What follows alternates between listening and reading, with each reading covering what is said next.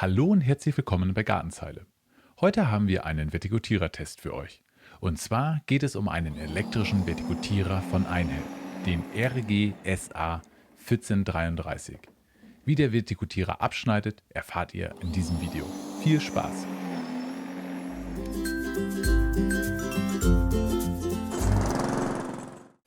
Nachdem wir im letzten Jahr bereits einige Vertikutierer für euch getestet haben, soll es auch in diesem Jahr wieder einige Produkttests geben. Das Video aus dem letzten Jahr haben wir für euch in der Infobox und in der Videobeschreibung verlinkt. Dort haben wir einen von Bosch und einen Alco-Vertikutierer getestet. Einhell bietet einige Vertikutierer-Lüfter in verschiedenen Größen an. Dabei gibt es mittlerweile neben Elektrogeräten auch welche mit Akku. Wir haben nun zunächst ein kleines elektrisches Modell getestet, welches wir uns bereits im letzten Jahr gekauft haben, aber dann im Herbst nicht mehr geschafft haben zu testen. Los geht's mit dem Unboxing. Der Elektrovertikutierer kommt gut verpackt. Neben dem Vertikutierer gibt es auch eine Vorrichtung zum Aufhängen des Vertikutierers sowie eine Rasenlüfterwalze zum Wechseln. Diese haben wir zwar mal montiert, aber in diesem Jahr noch nicht getestet. Einhell empfiehlt diesen Vertikutierer für Flächen bis 400 Quadratmetern. Er hat eine Arbeitsfläche von 33 Zentimetern und drei verschiedene Schnitttiefeneinstellungen: 3, 6 und 9 Zentimeter. Zudem gibt es die Position 0, wodurch der Vertikutierer sich einfach schieben lässt, ohne dass die Messer auf dem Boden kratzen. Der Vertikutierer wiegt etwa 13 Kilogramm. Die Montage des Griffs geht auch alleine relativ einfach vonstatten. Die Bilder in der Bedienungsanleitung helfen hier sehr gut. Die Klemmen zur Kabelführung sind super und lassen sich einfach anbringen.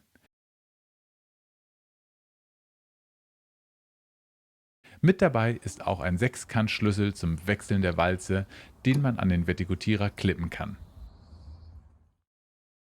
Auch der Fangkorb lässt sich gut montieren. Etwas Fummelarbeit ist es, aber da hat man schnell den Dreh raus. Fangkorb eingehängt und dann kann es eigentlich auch schon fast losgehen.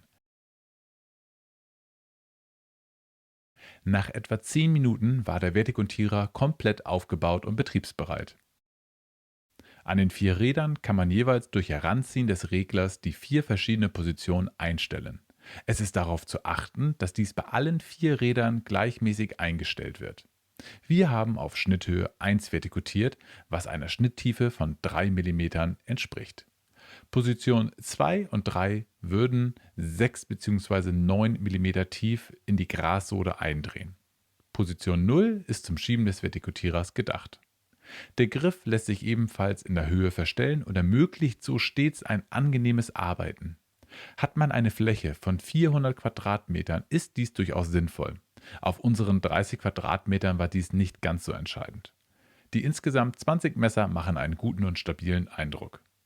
Wir wollten in diesem Jahr unseren kleinen Reihenhausrasen vertikutieren, da er doch sehr verfilzt ist und an einigen Stellen viel Moos gewachsen ist.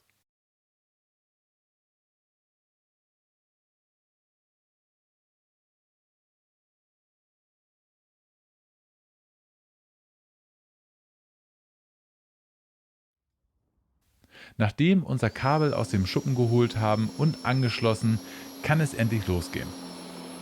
Wichtig ist, dass man sowohl einmal in Längsrichtung als auch in Querrichtung vertikutiert. Zudem sollte man darauf achten, dass man möglichst in gleichem Tempo über den Rasen geht und am Ende stets den Vertikutierer ausschaltet und dann nach dem Umsetzen erst wieder anschaltet. Wir haben euch schon ein Video aufgenommen über die 11 größten Fehler beim Vertikutieren. Das Video haben wir für euch noch einmal in der Infobox und unter dem Video verlinkt. Nach ein paar Bahnen haben wir schnell gemerkt, dass der Auffangsack mit seinen 28 Litern Fassungsvermögen doch einfach zu klein ist. Da wir keine Lust hatten, alle 5 Meter den Korb zu leeren, haben wir ihn kurzerhand einfach entfernt. Dieses Problem hatten wir bisher bei jedem Vertikutierer, den wir getestet haben.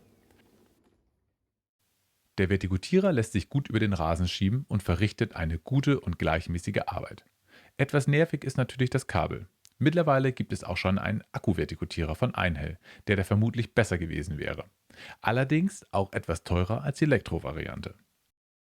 Nachdem wir kreuzweise vertikutiert haben und mit einer Hake Moos- und Filzreste vom Rasen gehakt haben, konnte es mit der weiteren Rasenpflege weitergehen. Da wir dieses Jahr so lange Frost hatten, haben wir direkt nachgesät, gekalkt und gedüngt. Dazu haben wir auch noch jeweils ein separates Video erstellt.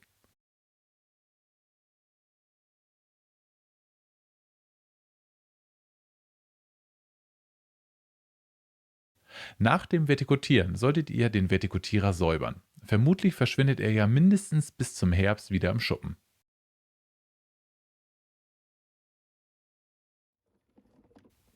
Unser Fazit. Der Vertikutierer von Einhell ist wirklich schnell zusammengebaut und macht einen hochwertigen Eindruck. Das Preis-Leistungs-Verhältnis ist wirklich sehr gut. Er arbeitet sauber, holt Filz und Moos zuverlässig aus dem Rasen. Für kleine Flächen wie für unsere ist er absolut zu empfehlen. Super ist die separate Lüfterwalze. Diese werden wir im Herbst sicher noch einmal testen, damit wir den Boden erifizieren können. Kleine Abzüge gibt es wegen des kleinen Fangkorbes und des Kabels. Habt ihr Einhell-Akkus zu Hause, solltet ihr vielleicht über den Akku-Vertikutierer nachdenken. Wie immer haben wir euch den Vertikutierer sowie die anderen Größen unter diesem Video verlinkt. Wir hoffen, euch hat dieses kleine Video gefallen. Wenn ja, dann lasst uns doch gerne ein Abo da, um keine weiteren Videos mehr zu verpassen.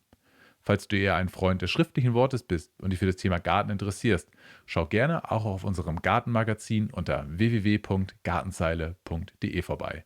Bis zum nächsten Mal.